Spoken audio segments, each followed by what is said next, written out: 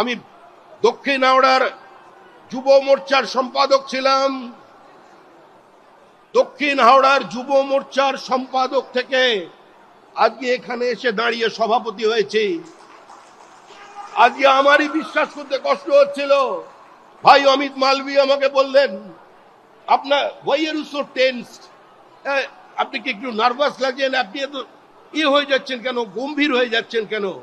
আসলে বিশ্বাস করুন, প্রথম যখন বিধানসভায় জিতেছিলাম 15 মিনিট বিশ্বাস করতে পারিনি যে পশ্চিমবঙ্গে বিধানসভায় কেউ জিততে পারে।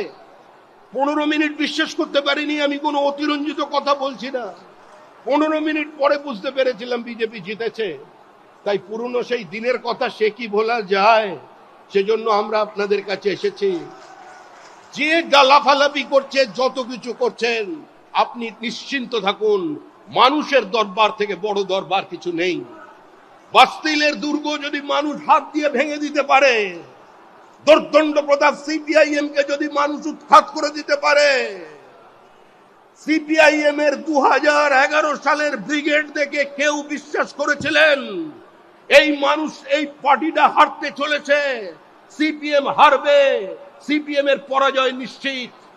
কেউ বিশ্বাস করতে পেরেছিলেন যে পলিটিক্সের ল্যাটারাল এন্ট্রি নেওয়া একজন ব্যুরোক্র্যাট সিপিআইএম এর সবচেয়ে পরিচ্ছন্ন মুখ বুদ্ধদেব ভট্টাচার্য তাকে হারিয়ে দেবেন 50,000-এর বেশি ভোটে? কারোর বিশ্বাস ছিল না। বলুন তো বুকে হাত দিয়ে।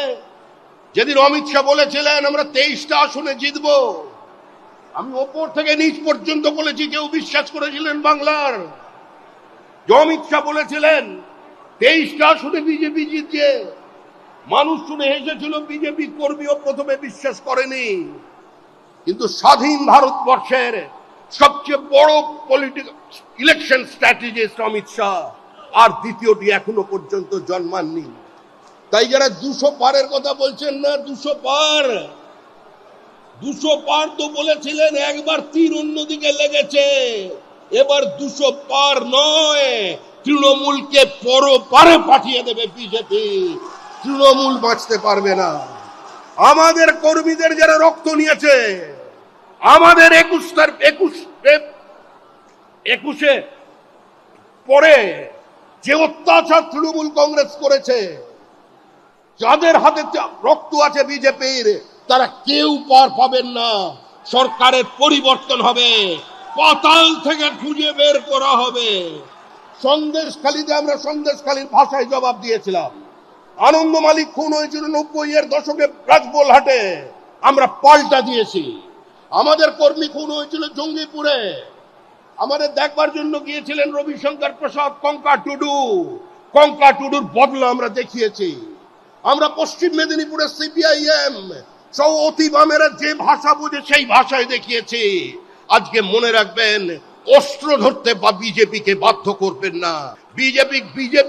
বিজেপির কর্মী মার খাবে, মরে যাবে, কিন্তু দীর্ঘদিন একতরফা আক্রমণ চলবে না। দীর্ঘদিন একতরফা আক্রমণ চলবে না।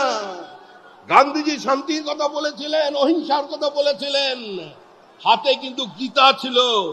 আর গীতায় বলা আছে যে সর্বধর্ম পরিত্যাজ্যং মামেকং শরণং মুষি অহং তাং সর্ব পাপেভ্যো মোক্ষয়িষ্যামি মা শুচো। সমস্ত ভুলে যাও, এখন যুদ্ধ করো। প্রয়োজনে যুদ্ধ হবে। যে ভাষা তৃণমূল কংগ্রেস বোঝে সেই ভাষায় উত্তর হবে। বিজেপির মতো করে ক্ষমতায় এসছে সারা দেশে।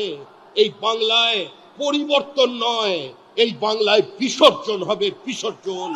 26-এর নির্বাচন তৃণমূলের বিসর্জন। এই বিসর্জনের জন্য সংঘবদ্ধ হন।